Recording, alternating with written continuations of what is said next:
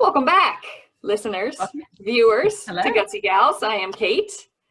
And I'm Andee. Bringing you an episode where we're kind of going back to some basics. Yes. Squares, square one. Pyramid one. Plate one. I think we are on the My Plate is kind of. Yeah, My Plate's Not that I'm a huge fan of standard now. Standard. Yeah, I preferred Harvard's version, but yes, we're going back to food groups, quality food, whole food. Why you should be eating whole food. And then how this all ties in to general health, inflammation, gut health. Yep. As always, tying it back to inflammation and gut health. Yes, the root of so much. Liver, gut, liver, gut, liver, gut. Yep. So, yeah. So actually, it is. It's something that I have to admit it's not a great thing, but I have to admit that sometimes being so far and deep into the nutrition world that I have been for 21 years now. Right? It's hard to go back and go, wait a minute, what is square one? I live over here. What are the basic foundational components that people really need to understand that, quite frankly, it's not something that we're ever explicitly taught. Well, and then on top of that, it's very confusing because I know we'll have to hit this another time, but how media accidentally or intentionally misconstrues science research. Oh God, that's a whole. Yeah, Kate, you just found a whole nother episode. We've touched on that before and had said we have to talk about the shady underworld, but that's again. So it's understandable if you feel confused about what is actually right to eat. Don't beat yourself up because you are going against marketing, psychology, mixed messages, people bringing philosophy in, cherry-picked research, and then the truth that even when research is trying to be as authentic as possible, it does get complicated. It has bias, misunderstandings and bias. And let's go back to even I was watching a documentary the other day, and this physician said, I never learned in medical school how important it is to the food that you eat. No one ever talked about the importance of nutrients and quality of food. And it's just medical school, never. And you know what I was actually just sort of thinking about that the other day, because if you think back, who's the father of modern medicine? Hippocrates. Well, yes, in many ways, but also he's considered, because the doctors, they take the Hippocratic Oath, first do no harm. But what was the other big thing Hippocrates says? Let your food be thy medicine. Yes, let your food be your medicine. Absolutely. So it's not new. By any means. It's not new. I mean, I know people within the Christian community will talk about Daniel's food that he ate, and it talks about food. It talks about what's healthy. Ayurveda. Ayurvedic is into different types of foods and how it works in the body. Chinese medicine and herbals. It is not new. No, but it's gotten so muddled. And here's the real big problem, and this is one of the things that I am trying to professionally bring to light, is we have all of this knowledge about phytonutrients, which are literally food nutrients, plant nutrients, the things that you can get by eating food that can fight inflammation, can fight cancer, can turn off genes. And guess what? You can also turn on genes for bad things with eating not great for you. So before we get way off into that deep end, let's bring it back and talk about why you need to eat food.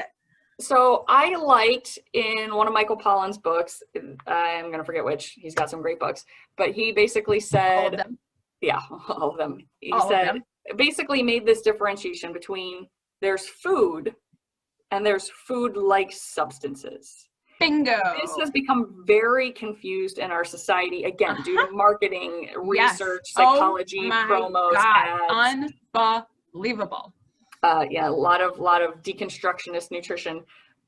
but that's like the basic. First and foremost, we have to get away from food-like substances that are processed and packaged and manipulated, manufactured, and treated and sprayed and irradiated and all this, and get to actual whole foods. Yes. And I completely understand where this is confusing when people start out, because even when I was in school, I was like, oh, just reading the food label, and to me that was all that mattered. Like, what are my macros? What are your macros? How did you read your nutrition label? Yeah, Never mind the ingredients label, where you're like, wow, I learned all of those prefixes in chemistry.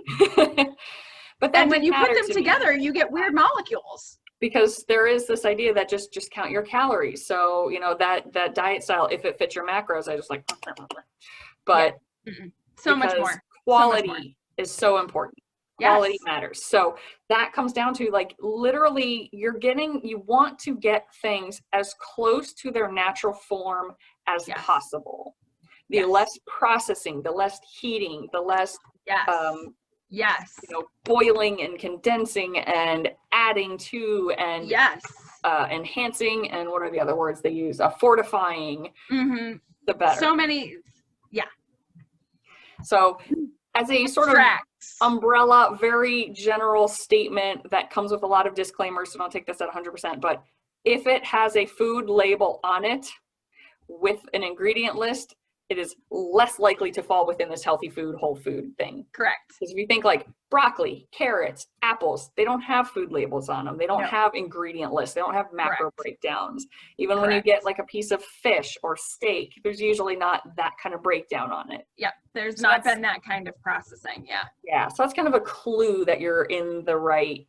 Yes. There's exceptions to that rule. You know, I was going to say, I'm going to make an exception to that and say, for example, read your ingredient labels. For example, this is my snack bar mix. I can read all the ingredients: almonds, honey, coconuts, pumpkin seeds, sunflower seeds, dried apple, coconut oil, vanilla, almond, sea salt. And I can look at the piece of food and I can see all of those things. And if I wasn't lazy and a bad cook, and realistically also not any of those things, but just a person who doesn't always have time to make my own little snack bars, crunchy crushed up bar. But that's the thing, like, these are all, there's literally, that's the only ingredients on that package. These like are still actual all real food items listed. Food items listed. Food so pieces. Again, there are exceptions to that rule, but that's kind of a starting generalization. And I know, like, there's been that debate too when people say, like, shop the perimeter, and other people get all mad. Oh no, because then you're skipping your spices, and you're skipping like your canned tuna, and you're skipping your olive oil. It's like, okay, well, yes, shop the perimeter and then be strategic. Like, we're not trying to make an entire like 5-hour talk here. There are definitely going to be some exceptions to the rule, so bear with that. Also, kind of, again, that disclaimer: if you have a specific diet type, stick to that. Do what you're medically supposed to do first. This is not medical advice for an individual. This is a general educational purpose only video. But yeah, so you can make the two work together. Yeah. So if you need help kind of figuring out your specific diet, if you're on low FODMAPs, if you're on AIP, if you're trying to do like low carb paleo keto, if you want to do, you know, Whole30, and you need help kind of figuring out how these blend together and work synergistically, reach out, let me know.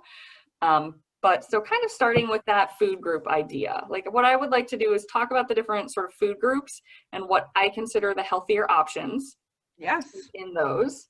And the fact that it is important to balance, again, you know, individualize as you need to. So what quality items are within each of those food groups, because it is good to have a balance. And then when you get away from quality, it does lead to health issues.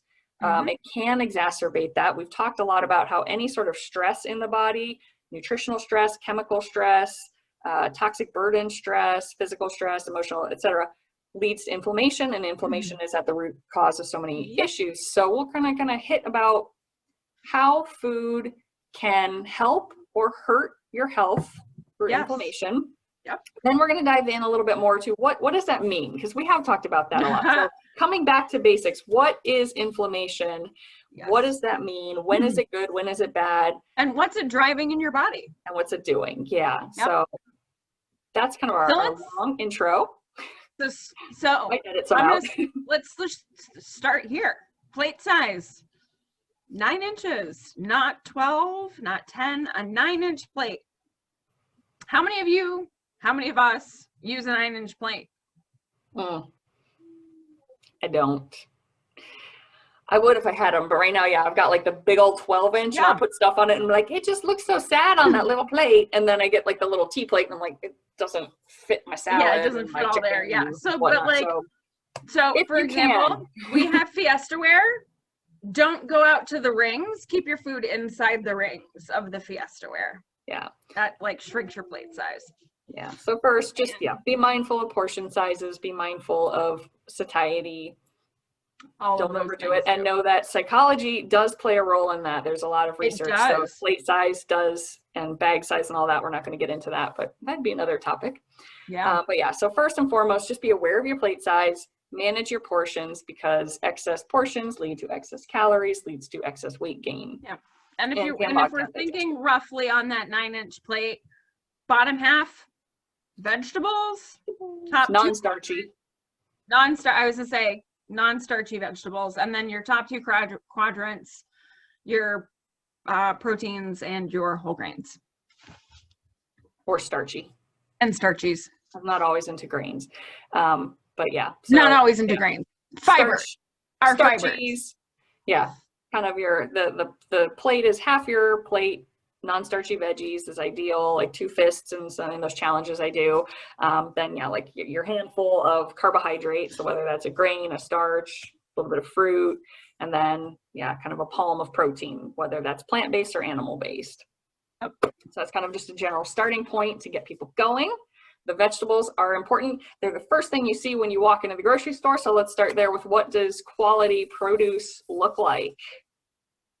Quality produce is colorful, bright, crisp looking. But typically the brighter the colors, generally speaking, the more phytonutrients in the vegetable or fruit. Fruit or vegetable. So it is important to get that variety of color. It is good to get it fresh or frozen. I'm not a fan of canned. Yep. Again, processing, there's usually added sugars. It's usually processed so much that the vitamin C content is obliterated and other things like that. But fresh and frozen tend to be good. But yeah, a lot of variety, because as Andy's saying, like the phytochemicals, so each color of a vegetable comes from a different phytochemical. So you've got your zeaxanthins and your chlorophyll and your, different antioxidants, your luteins and all that. And that's like your greens and your yellows, your reds, your oranges, and they all have different health benefits. Some are more for your eye health. Some are better for cancer fighting. Some are better for your immune system. So it's important to get that, eat the rainbow. I remember as a kid, the Big Bear did like the 5 hugs a day or something like that. Get your 5 a day. Trying to get 5 a day, the colorway. Yeah, something like that. That sounds right. So it is important to get variety. It is important to get a lot of different color throughout the week. That doesn't have to be like a jam-packed little rainbow. Yeah, it doesn't. Believe me, you don't have to make a rainbow on your plate for every meal, but just in general, when you open your fridge, there should be a rainbow of fruity, vegetable, and goodness, colorful. Yeah. Have a nice, good green salad for lunch, and then some good carrots and tomatoes at dinner, and whatever. Just throughout the week, just aim for variety, or even week to week, because I know a lot of people will bulk prep, and that's fine. But as long as over time you're getting variety, so get a lot of color, get it fresh. I do recommend organic with a lot of produce. Absolutely. If you can. You can Google EWG or Environmental Working Group. They have the Dirty Dozen list every year, and they let you know which products have the highest pesticide content. And those are the ones, like, if nothing else, try to get those organically. Yes.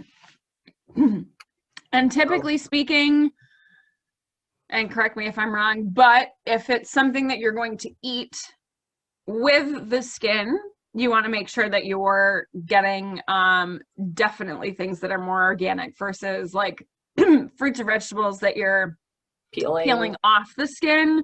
It's not quite as crucial because at least in that case you're peeling off the vast majority of the surface that was at least in contact with any potential. Correct. Yeah. As a kind of, again, that mostly general, there's probably some exceptions, but yeah, like an avocado, you're not eating that shell. Yeah, so you're not eating that. That's probably okay. Yeah. Grapefruits, oranges, those are probably okay to be conventionally grown versus like grapes are very high. I was going to say, or berries. Berries are the big one that pops to my mind. Bugs love berries. Yeah. You got that. Yeah. Celery usually is a really high one, but it kind of, yeah. So Environmental Working Group does that every year. Dirty Dozen, you can Google it, get that list.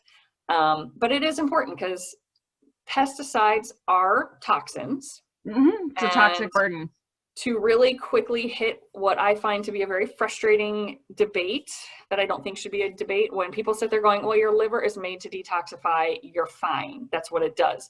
Go, yes, that was what it was made to do when we first were. I don't care if you believe we were created or we evolved, but it was long enough ago in a very different society that was not so inundated with pesticides and chemicals and toxins and air pollution. I was gonna say, like, crying out loud, think of even like 50 years ago, we weren't using the same level of pesticides that we're using on our foods today. So like our livers have to process so much more nowadays than they did before.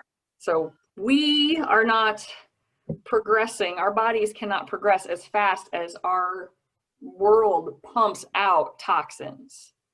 And like, I remember reading articles years ago in Scientific America where they're saying this is a problem with water filtration. They can't keep up fast enough with all the ridiculous amounts of chemicals and pesticides and medications that are getting in our water system. And they're trying to learn how to filter it out, but they cannot keep up, and neither can our livers. So I'm just going to say that is firmly my belief. We have to help our body. Yes, our liver does work to detox, as does the rest of our body, but it is a complex system that can be overloaded. And so we need to do what we can to mitigate that and to minimize that environmental impact. So I do believe where you can, go organic. Find what fits your budget, and at least aim for those Dirty Dozen to be done organically. So that's kind of my something else that you might want to consider too, for people who have a pretty broad ranging diet, there are options to do like subscription boxes where you might not get to, in some cases you actually get to pick what your imperfect foods are. In other cases it's just, whatever these seasonal organic, surplus kind of items are. But that's, if you're someone who can and doesn't have any dietary restrictions, there are some really cost-effective ways to do organic. There's like Thrive Market, Misfit Market, Ugly Food, Imperfect Food. A lot of places will have like local CSAs, local farmers markets. So those are cool. So there's a lot of ways to do it if it's something that you're interested in doing, but it's maybe a little bit of a cost hurdle. There's some ways to do it. And actually, I have friends that have been able to decrease their grocery budgets and go more organic with being able to use those boxes. So so if it works for you. Something to look at. So I think that kind of hits the fruits and vegetables. That's kind of a basic, a lot of variety, organic where you can. Good rainbow. And definitely also really want to quickly hit, there's a lot of health benefits to green leafy, so please don't discount those. That's like one of, if you had to sub pick within dark leafy greens, dark leafy greens. If you can't, there's nothing else that you can do, dark leafy greens. So if you need some ideas on how to like work these foods in, drop a comment, shoot a message. We can help you find ways. There's a lot that you can do to try to introduce it. And sneak things in places where you don't necessarily think about it. That's the other thing. There's a lot of ways to sneak more color. And I think another thing that's important to realize, I had a lot of people who used to tell me like, I hate all vegetables. And she realized, like, we worked on this. She realized that she'd never found the right way to make it. She'd had like canned green beans, or her mom, when she grew up, her mom would like overcook the broccoli till it was practically brown and mushy.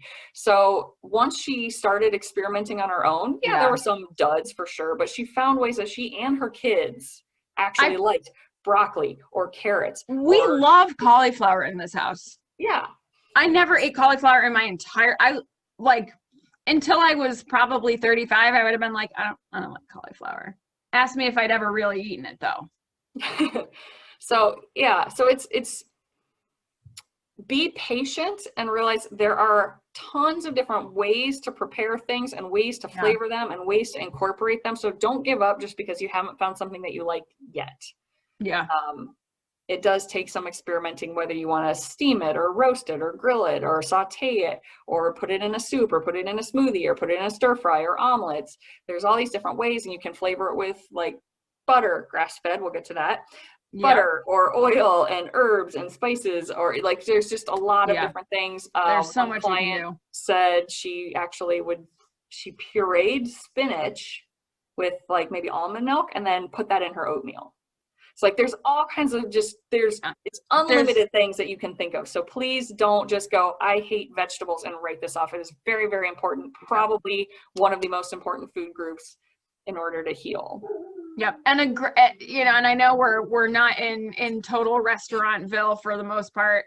But if you're ordering something, try a side of a vegetable. Because a lot of times restaurants have vegetable sides that are prepared in unique and different ways that might give you inspiration for how to do something like that on your own. I mean, that for me was a big one when I was like, oh, I need to like try different vegetables. Kind of going to and seeing how some of like my favorite restaurants prepared things gave me ideas for how I might like to try to prepare some of those vegetables. So get creative. So get creative, try new things, ask around, don't write it off. Yeah. Like that. Okay. So that's probably, hopefully, like our longest talk, because again, that one I do find is just like one of that. I tell people like, this is where the magic happens. Yeah. Your vegetables, I mean, your plant-based foods in general, but your vegetables and the phytonutrients that you get in that, they're so critically important. If you do nothing else, just eat more vegetables. They're like so low in calories that just eat more vegetables, add them to your diet, even if you're not changing anything. Good hydration for your skin, good for heart health, I mean, everything. With caveat, if you can't do it for a medical reason, please don't.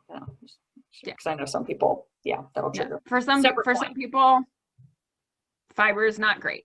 Yeah, but again, as a general basic standpoint, that's a good one. So I want to move on to the next food group in just a moment, but I really I don't know what's going on with my nose. I got to blow it or something. So I'm going to pause this and I'll be right back. All right. I know it's like cat fur or something, maybe from Inky. So we have our produce. I guess at my grocery store, kind of the next thing I hit then is the meat area. Meat and seafood. Yeah. Meat and seafood. So we can kind of talk about that. Again, if you have a specific diet style that you prefer to follow, that's fine. But we'll just kind of talk as a general standpoint. First of all, what's a processed meat product? And for meat, I'm lumping it all in. The red meat, the beef, the pork, the chicken, the fish, all kind of together. All of the animals. So what are some processed foods that people eat a lot from this section? Sausage, chicken nuggets. What's some other things that come from the hot dogs. I was gonna say hot dogs. Bacon. What's your thought about deli meat, Andy? Oh my God, deli meat is full of carcinogens. Don't eat it. Oh my God, especially if it's packaged, unless it's like the boar's head, all natural, like organic and bad stuff free. Oh my God, if you do not buy meat in a bubble package off of a hook or a shelf. I believe vegetables are some of the one to highlight for some of the most important. I think processed meats. Oh my God. So did you know that when you I feel like it's the most complex. Hang on. Before you get to that, meat is the most complex because there's so many subgroups that media will not break it down into. They lump it all together. And so this is where I think, like, when people are like red meat's bad, that's a big generalization. We'll talk about it. When they're like saturated fat's bad, that's a big generalization. We'll break it down. So meat to me is the most complex because it does have all these subdivisions that do not get discussed as separate things, and they get mushed together as demonized or savior. So we're going to break some of this down. Yes. So yes, the start is, first of all, again, we said processed food is not ideal. It is not the whole food. Same goes for your protein sections here. So bacons usually have nitrates, nitrites, sugars added to them. Sausages, same things. They've got a lot of things added to it, a lot of fillers usually. Chicken nuggets are not chicken half the time. And breaded, fried, like preservatives out the wazoo. Deli meat is tricky. For the most part, I'm not a fan of it. I do not consider it a whole food. There's usually salt, sugars, nitrates, nitrites added to it. It's rife for potential bacterial growth on it. It goes bad quickly. If it doesn't go bad quickly, then it's full of preservatives. I personally do not eat it, and I would recommend it as like, kind of a last case resort. And yes, try to find the most natural version you can. Yeah, exactly. I was going to say it's the don't do it unless you absolutely have to. So, and even then, try to make it as good as possible. Read the labels, read the ingredient list. So there are nitrate, sodium, sugar-free bacons. They're delicious. They are expensive. They're expensive. They're a little harder to find. And they're really hard to find, But so when it comes to, well, let's just start with poultry. So chicken, turkey are kind of your commons. Chicken breast, chicken thighs, all that kind of stuff, I would say is fine. I am a fan of buying the whole chicken and actually learning what to do with it. That's a money saver, and it's big time. You know, just kind of a better thing. And it's got the word spatchcock. You can spatchcock. Like it's well, you can't like that. Well, first of all, it's just a fun word, and second of all, like, man, when I figured out how to spatchcock and cook a chicken, you can like it's so fast. It's great. And I'm a big fan of, even, I don't care if it's not Thanksgiving, I'll buy a whole turkey, roast it up. I've got bones to make bone broth. I've got meat for a while, freeze a bunch of it, do all sorts of stuff with it. So where I believe the quality aspect comes in is when it comes to how this creature is raised. Yes. It does make a difference. It makes a huge difference. I want to talk about a little bit of poultry raising options. Well, first of all, let's just go for the most important reason that we want to go. I mean, forget all the health benefits. It tastes better. Like, health benefits aside, they taste better. So there's so many different ways. So like, if you think about a traditional like poultry farm, it's all of the bad crap that you've ever seen on a news program, versus you have like cage free, and then you have free range, and then you have pasture raised, and then you have like the different feeding modalities that have to do, you know, some of them will say like grain fed.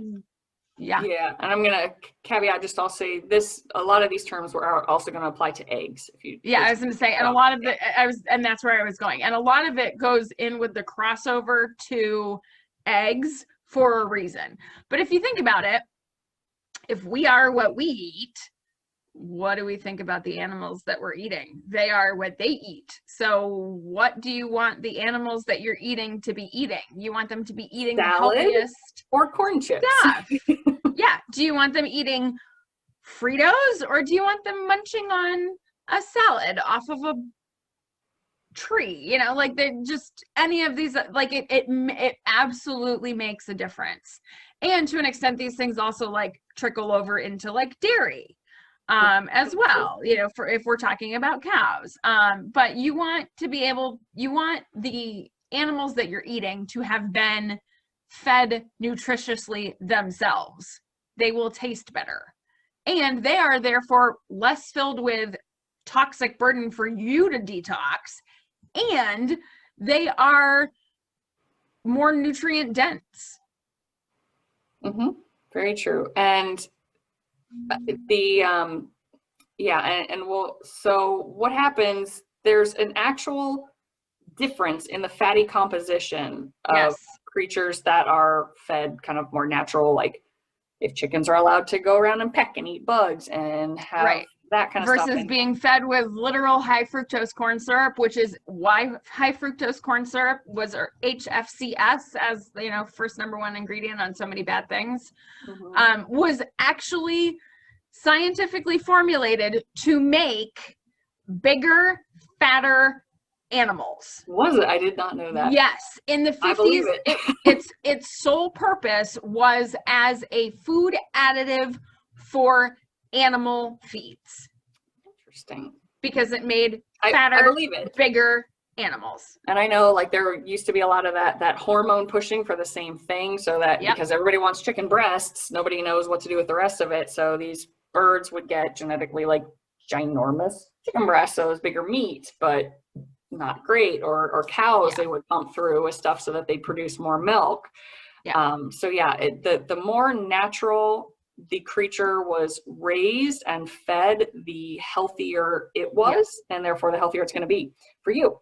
And so what I usually tell people, so chemicals, pesticides, toxins, these things, what your body does, and their bodies as well, to try to protect you from it when it is overloaded, because your liver, again, can only move so fast. It moves it all into fat.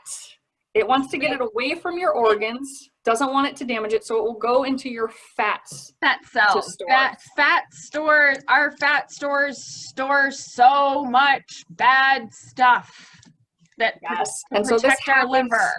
To the animals as well. So not only is the fatty composition literally different, like in saturated, like if we think whole milk, this is one I remember researching a while back, like whole milk.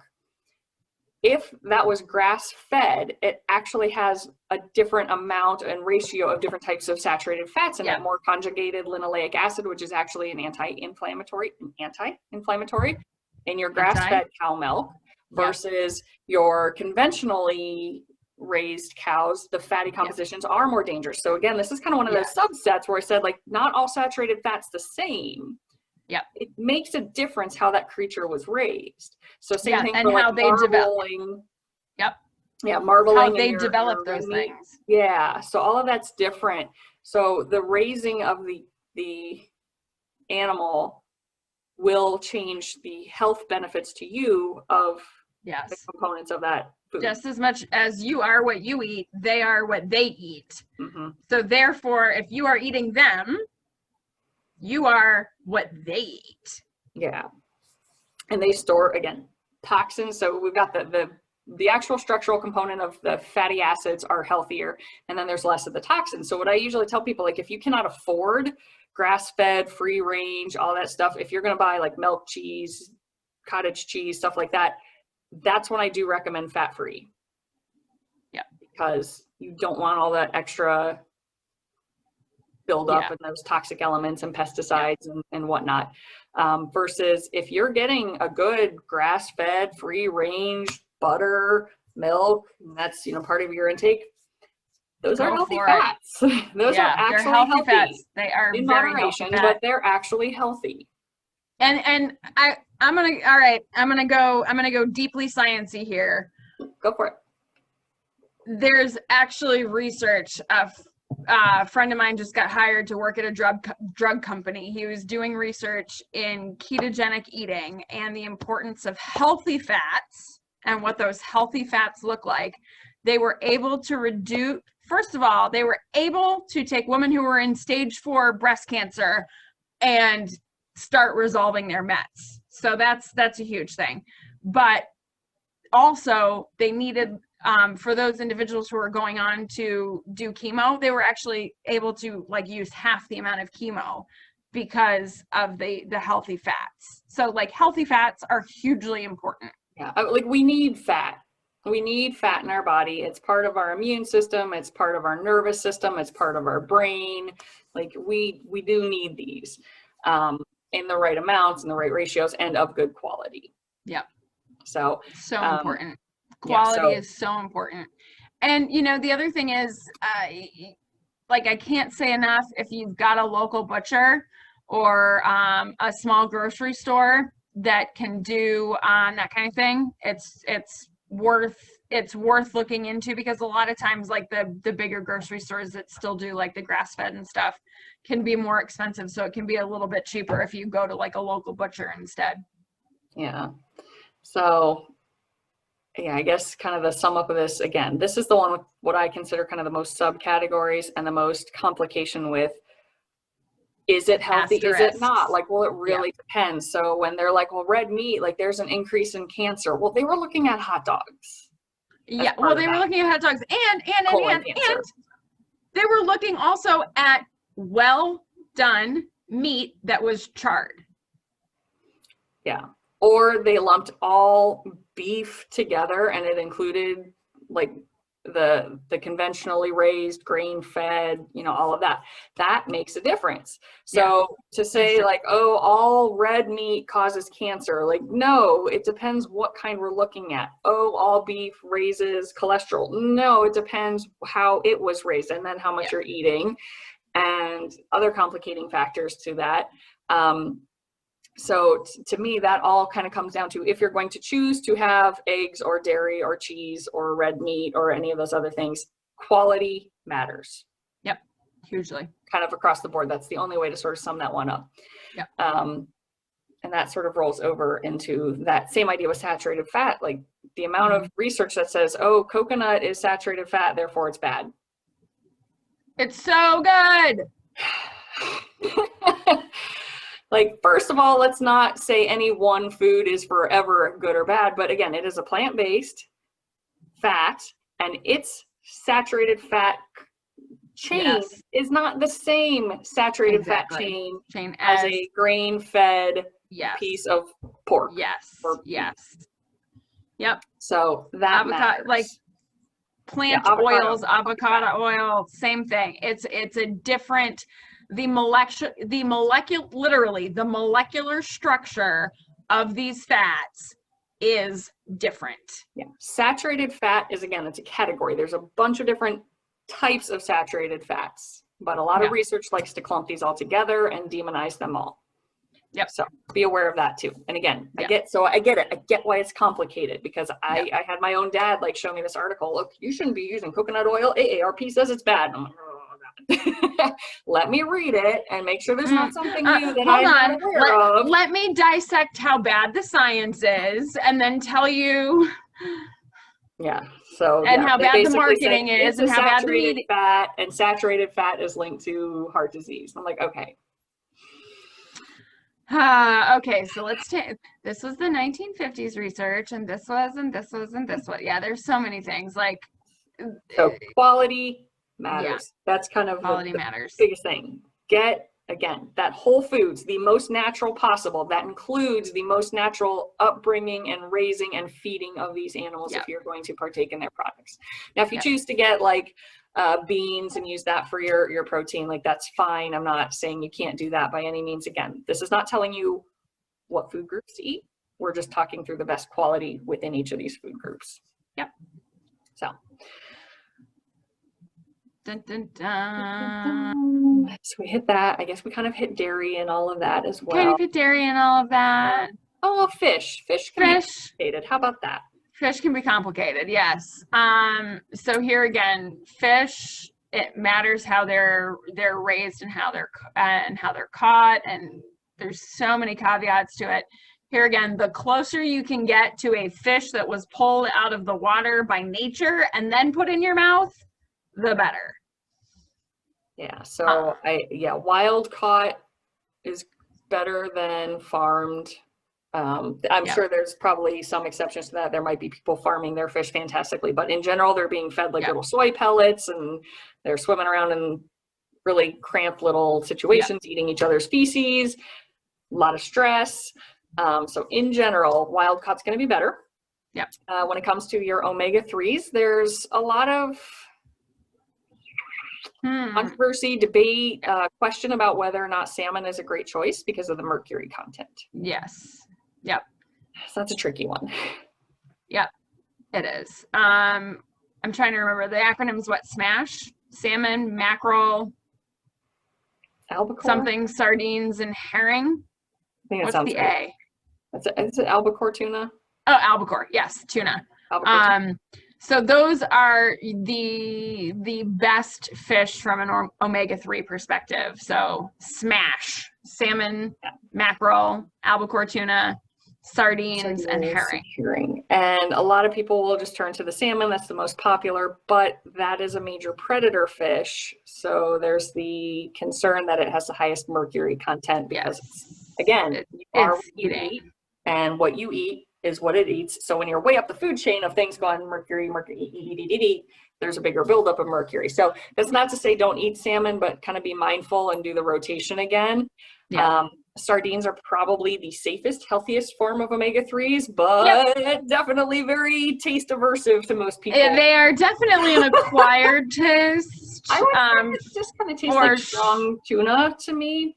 But to me, it's kind of more the mental thing because it's got its little scales on there. You can see the skin. Sometimes you got the bones. I know. And like I had to. So I started eating sardines early on when I with my grandpa. We would have sardines on crackers, and I stopped doing that. Because then I get to the point where I was like, I don't. No. When I was about 10 and I discovered that I had opinions about food, I was like, I don't think I want to do this anymore. Thanks. And now I'm like, I would kill to eat a sardine on an actual saltine. So I have to it's. I will say, I know for me, I've had them. And it's 100% a mental thing for me because really they don't taste a whole lot different than a can. Canned sardines to canned tuna is similar. It's a little oilier, slightly stronger flavor, but not much. But but you're not eating tuna. You are looking at it's a thing. Yeah, but I have eaten it, and quite honestly, if I do eat it and I get past kind of the mental thing, I just eat it out of the can. It's actually that's what I do for the most part too. Yeah, and I even get it with the bones in for the extra calcium. Extra calcium, and I like the crunch, to be honest. But I don't do it that much, and so I understand the aversion. I completely get it. I'm still not on board love to eat this stuff, but I know it's healthy and it's cheap. Every now and then I'm like, okay, get me omega-3s. So that is an option. Yeah. So that's kind of the thing to be aware of with fish. With the methylmercury issue with that. So fish, beef. I think we kind of hit everything with that. So the reason why we're talking about all of this. Is there a food group we missed? Whole grains. Oh my gosh, we didn't talk about starches. Yes, starches. We didn't talk about starches and whole grains. We're missing something. Starches. We're missing something. Yes, starch is you've got starches and grains. So usually people think of their starchy vegetables. So again, at the beginning we said non-starchy vegetables. Your starchy vegetables are things like your potato, corn, sweet potato, yam. Some people consider pumpkin. They're going to be higher in carbohydrate. The things that you could bake with and turn into a mushy, semi-solid substance. Those are your starchy vegetables. Mashed potatoes, pumpkin pie. I've made mashed cauliflower before. I think traditionally. Come on. But so those are your starchy vegetables. They're going to be more of a carbohydrate rich food. Yes. And then you've got your grains. So that runs the gamut of anything made from wheat and oats, rye, barley, amaranth, quinoa, rice. Oat is another, and what else can we throw in this category? Spelt, kamut. Yeah, we could go on and on. Ancient grains. But the core here, two things that I want to talk about. One, again, the processing and quality matters. And then two, the gluten aspect just to be aware of. So again, these are things that are commonly processed. We process the crap out of them into crackers and cakes, cereal, chips, and cereals. And I don't think those are ideal as much as like oatmeal. I'm sorry, as much as like certain cereal brands will be like, we're whole grain. To me, they're so processed. It's still, it's still it would again be kind of that like as a backup. I'm not saying like this is a horrible choice. If you're not seeing actual oats in whatever oat cereal you're eating, it's probably not unprocessed enough. Yeah. And I guess actually I in the past I've termed things like these, like the deli meat or this, as sort of like a transitional food. Like it's not ideal, but for a lot of people, it's probably better than what you're doing. I would rather you had a bowl of Cheerios than like a Pop-Tart. Yep. And I'd rather you have deli meat than like a cheeseburger from a fast food restaurant. Right. So it's what I'd consider kind of a transitional. If we're not going to be like 100% strict, they're iffy. Yeah. So be kind of aware of that. Puffing rice, for example, can kind of change the fiber content of it. I have a lot of people who rice is great for them, but rice cakes don't digest the same for them. And like they can tell it's there's a different component to it. Yep. So again, talking basics, ideal, keeping away from the processed as much as possible or reducing the amount you are. And going forward, just like the bag of brown rice, the box of old-fashioned rolled oats, full sweet potatoes or potatoes as opposed to like pre-made French fries. You can make your own, chop them up, throw them in the oven. But getting away from the processed ones, checking those ingredient labels, looking for all of that. And then gluten, like we're not going to dive into it. I do tell people to at least do like a good long trial staying away from gluten. There are a lot of implications and problems with gluten for many people. So just being aware of the foods that have gluten in it. So barley, wheat, rye. Wheat's the big one for sure. And for a lot of people, don't forget, like that means wheat, bread, crackers, pretzels, put it this way, if it comes in a box, it probably is loaded with gluten. If it's something you can take out of a box and pop into your mouth, it probably has gluten in it. Yeah, those snacky things. So yeah, just kind of trying to go for the gluten-free. Get the quinoa, do the rice, do the potatoes and sweet potatoes more than not, at least for a try. You know, give it a shot. Technically, if you have a strong, severe sensitivity to gluten, it can take 90 days to fully get out of your system. But for most people, like at least go 30 days, try it for 30 days. I encourage people like try gluten-free, dairy-free for 30 days because they are very common, not 100%, but very common inflammatory agents. And we'll talk about inflammation again. That was part of the other. And that's where we're going.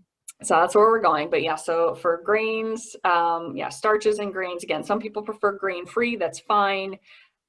But these can be very good sources of good carbohydrates, potassium, bran, fiber, B vitamins, thiamine. Like there are good nutrients to all. There's so many good nutrients in whole grains. Yeah, and kind of in your beans as well. So your beans are kind of like a half starch, half protein. Yes, the lentil legume world. Your black-eyed peas, black beans, all that stuff. So if it's part of your diet program and if it doesn't bother your digestion, there are a lot of wonderful nutrients to these foods, and in the right ratios and all of that. So that's kind of, I think, sums that up. What we will not dive into too much is for time, but also know like herbs and spices. Think of them like plants. Huge sources of nutrients. Massive amounts of nutrients and wonderful properties. Try to get organic because same idea. They're very concentrated doses as they're dehydrated. So that's a very concentrated dose of pesticide. Fats and oils, again, we've kind of touched on, you want the plant-based, you want like olive, avocado, coconut are going to be good options. Avoid vegetable oil, please. Avoid that one. That's how many vegetables do you know that actually make oil? It's mostly soybean in there. Yeah, I was going to say it's mostly soybean. Yeah. And that might, for time, I think we'll kind of just Leave that one for now a little bit.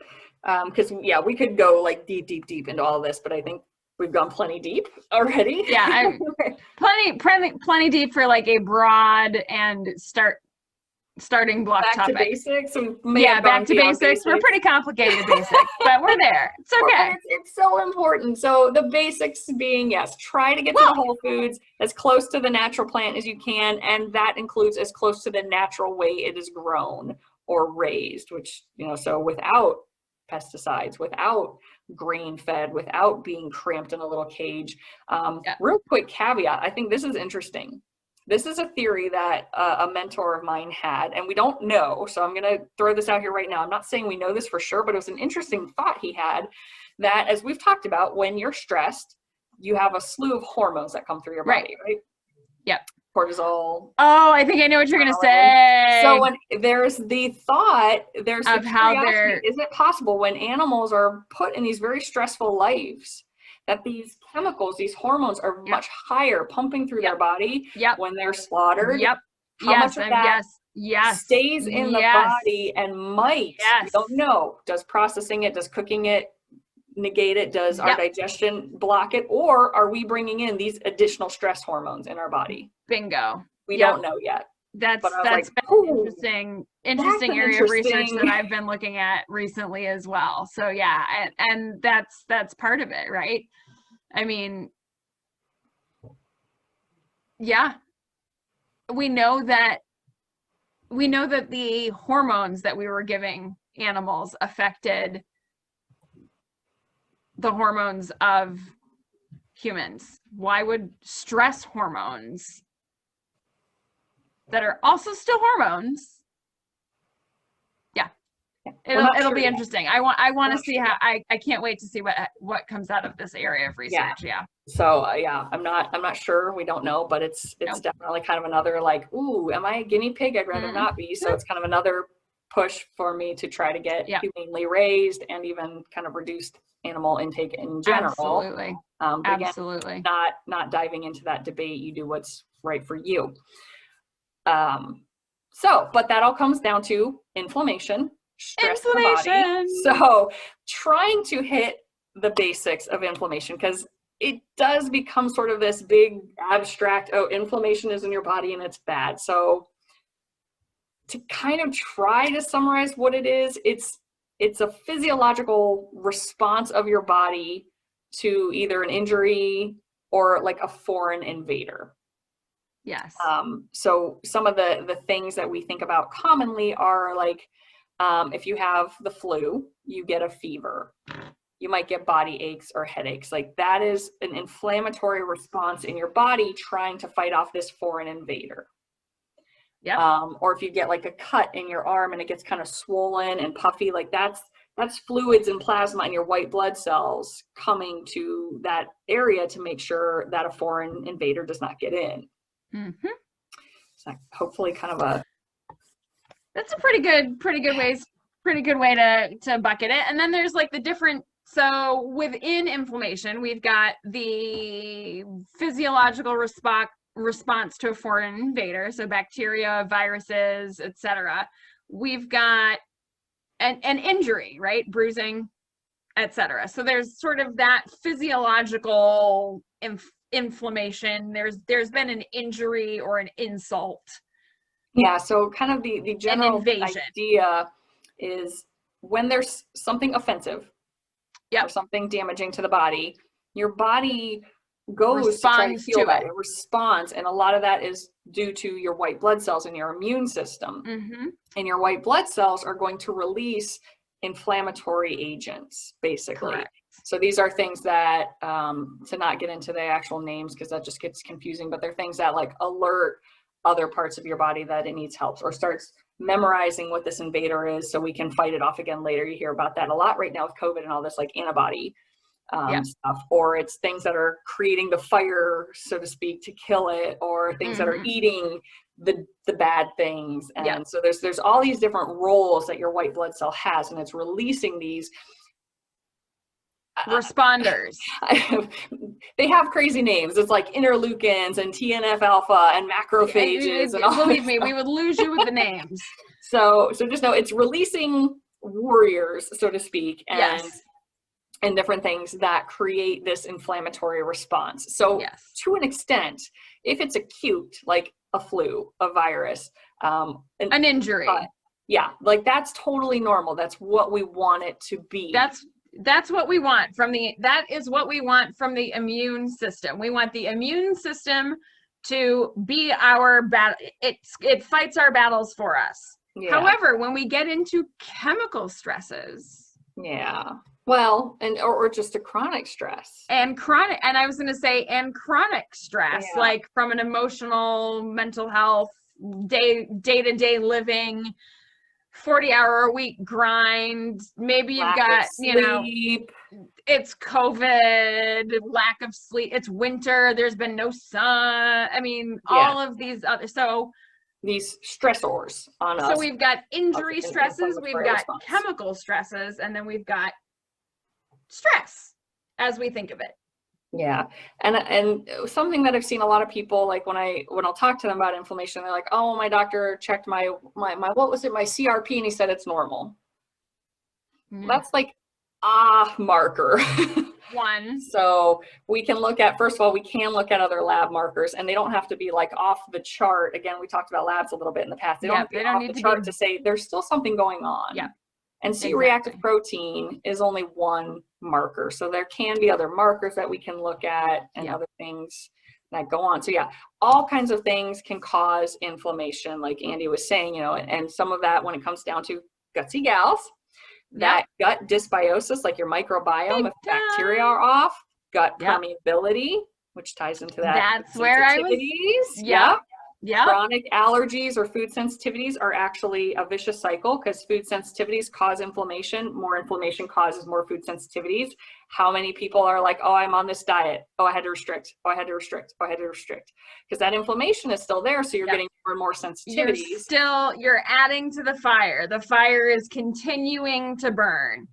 And this inflammatory fire, whether it's injuries and viruses in our immune system, and the chemicals and the things that we're exposed to through our foods and our general daily life stress, all of this causes inflammation. So environmental toxins, certain medications, antibiotics, because that wipes out that gut microbiome.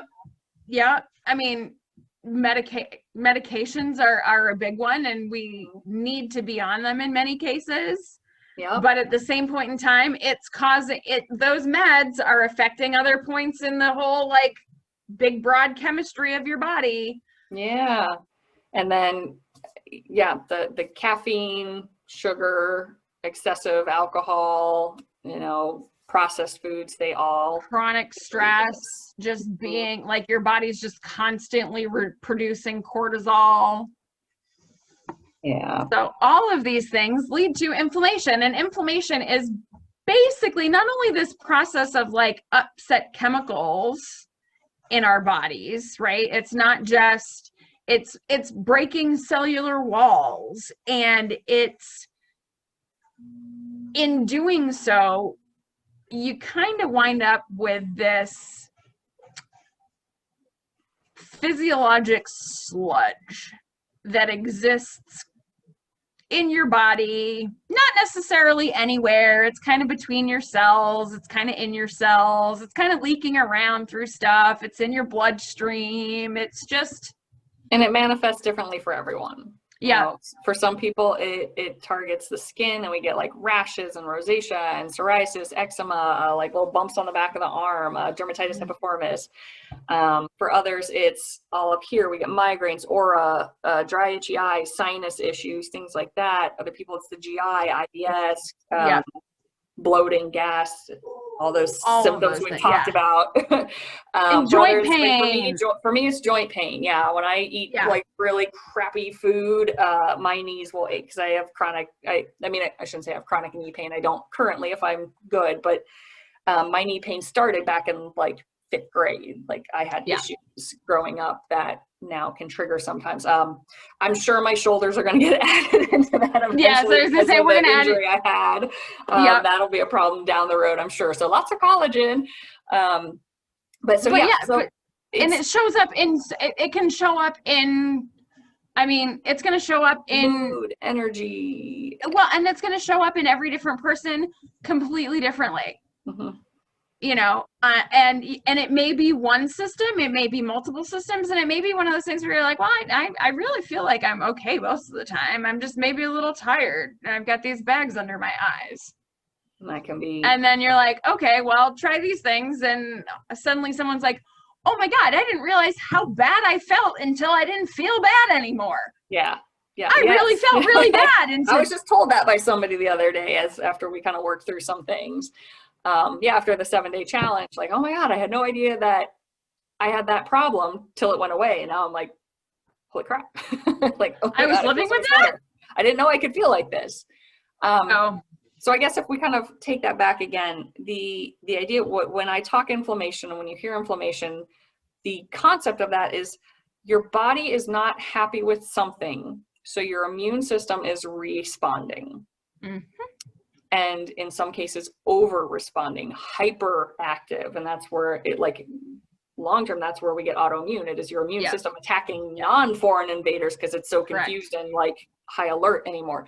But your immune system predominantly is between your GI, that we've done a tour of that, mouth, stomach, gut, and then kind of your blood system, the white blood cells. So it's when that GI tube can allow junk to bleed into your blood. Literally what happens is the cellular walls of your intestines are breaking down, and literally you are getting all of the stuff that should be going into your poop is going instead into your bloodstream. Let's just be basic about this. Literally. I guess from a very, very simplified version, yes, that is true. Yes, you are right. I wouldn't have put it that way, but yeah. I mean, if we want to be like as non-scientific and as point A to point B as possible. Simplified, that's true. Yeah. I mean, what your body wants to be excreting in your poop is instead being absorbed into your bloodstream. Because that GI lining is tearing. Because that GI lining is torn. It's tearing it, and it's not like you're not having hopefully, knock on wood, you're not having a blowout. Like if that's a whole other problem. But those junctions that are supposed to be tight get loose. And as they get loose, stuff leaks through them. Yeah. And that is why, like, in functional medicine, kind of the thing is like it's said at the beginning, liver gut, like so many chronic health issues, not all, of course, again, there's always exceptions, but so very many from either your GI is damaged, your gut is not what it should be, or your liver is not detoxing and processing. And or a combination of the two. And it usually is a combination of the two. It's usually a combination of the two. So, and that is why we are the Gutsy Gals. That's why I focus so much on gut health. Because it is at the root of gut so health much. Is like body health. When I first started working with like a business mentor, and he's like, you've got to have a niche. I'm like, people with food sensitivities, but they don't know they have it. So I'm like, he's like, well, who do you work with? I'm like, everybody, because it really is such a problem. Like, no, it's not a silver bullet to get you from where you are to 100% in 90 days, but it is the foundation. I mean, you got to get getting the inflammation knocked down has got to be number one. And the easiest way to knock down your body's inflammation is to clean up your diet. Like honestly, the protocol, kind of the standard steps of care for Hashimoto's starts with inflammation, food sensitivities, and adrenal glands, and then you get into thyroid, because that foundation has to be in place. The standard protocol for treatment of SIBO, same thing. We got to deal with the inflammation and the GI. the one for adrenal fatigue, like even that, it's start with the food sensitivities and reduce that stress response. So it's like, that is the foundation. So what I'm trying to tell my mentor, I'm like, well, I've helped people with migraines, Crohn's disease, arthritis, stubborn weight loss, PCOS, Hashimoto's. He's like, that's too broad. I'm like, but it's all the same. But it's all inflammation. It's all inflammation. It all starts from that. It starts with inflammation, healing the gut, clean up the diet, stop putting the inflammatory agents into your body. Yeah. The sooner you can stop putting, calm the immune system down, and then you can really start to heal. To protected. So your GI is meant to protect your immune system from going berserk. Yep. And so when that GI is damaged, your immune system's getting inundated with foreign invaders that shouldn't be there, because like Andee was saying, it should be going through you. So yeah, it's heal that defensive line in your body. Yes. GI is a defensive line. Yes. And that helps keep your immune system quieter. If you think about it this way, we are essentially, we're a donut, right? Our bodies are literally built around a tube, and that tube goes from one end to the other. Your microbiome has more in it than you have cells in your body.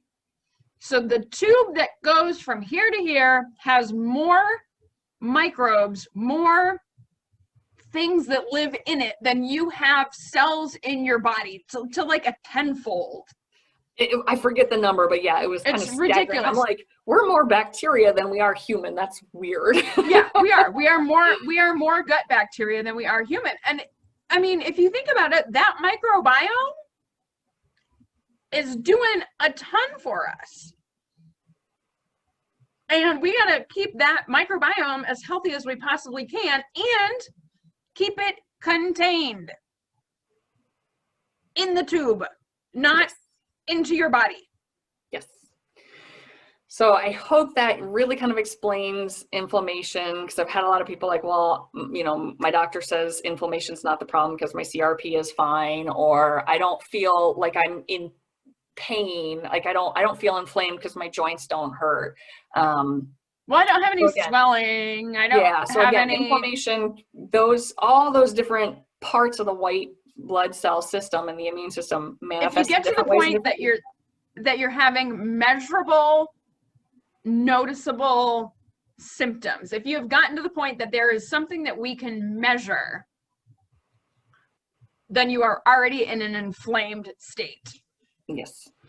Yes. And so, yes, the majority of the people I work with, this is where we start. And there's some exceptions. That's why I always do like a free hour-long talk to just kind of make sure this is the right path. For other people, it is like, ooh, no, we just got to test these other things first, or let's work on just basic lifestyle habits first. Like, let's start sleeping. Let's, get up and actually have some water. So it is still tailored to make sure that this is the right step. But for so many people that I work with, because of the chronic health issues, because of the IBS, because of the autoimmune, this usually is a very important starting point to have. It's in my view, this is, like I said, this is step one. This is where you got to start. Clean up the inflammation, clean up the diet, remove the offending agents, and your body is going to start to heal, because that's what it's supposed to do. Yeah. But you got to remove the offending agents. Yeah. So getting to those whole foods is one of the first steps from a nutrition standpoint to reducing the inflammation while flooding your body with as much nourishment as you can, getting those nutrient dense vegetables, food as medicine. Yeah, to help reduce the inflammation, to help heal the body. And then moving forward, if we need to do tests to find out your specific foods, fine. Other people, it's like, no, just getting rid of the junk, and they start losing weight and feeling better and feeling more energized.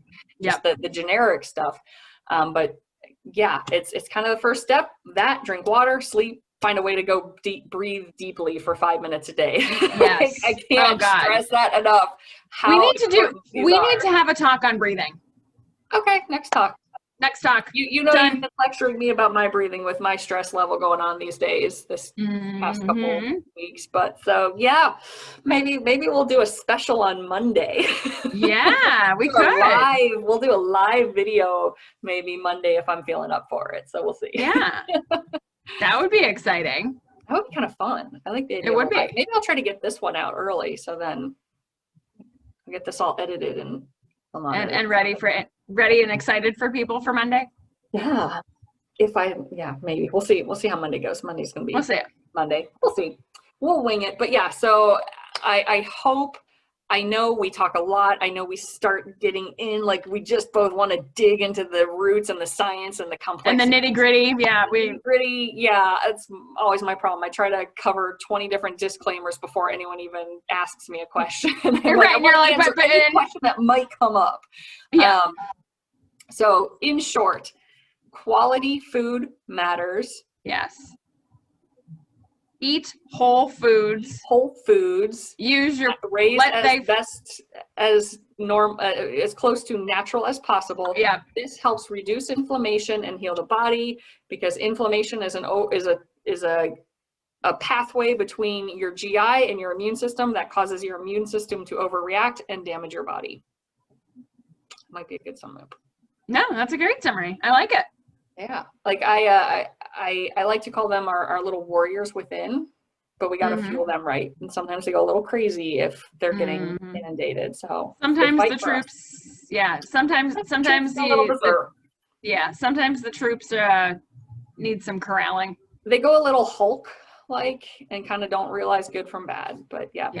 Our warriors within, they want to protect us, they want to fight for us, but we got to treat them right. Yeah. No. Okay, well, I hope that wasn't too complicated. Yeah, I would say that wasn't incredibly meandering at all. Oh gosh. So yeah, let us know if something food be medicine. Clear. Whole foods, organic, free range, grass fed as much as possible. Yeah. And heal your body from the inside out. And we'll see you guys later. Excellent. Good. All right. Take care, guys. Bye, gang.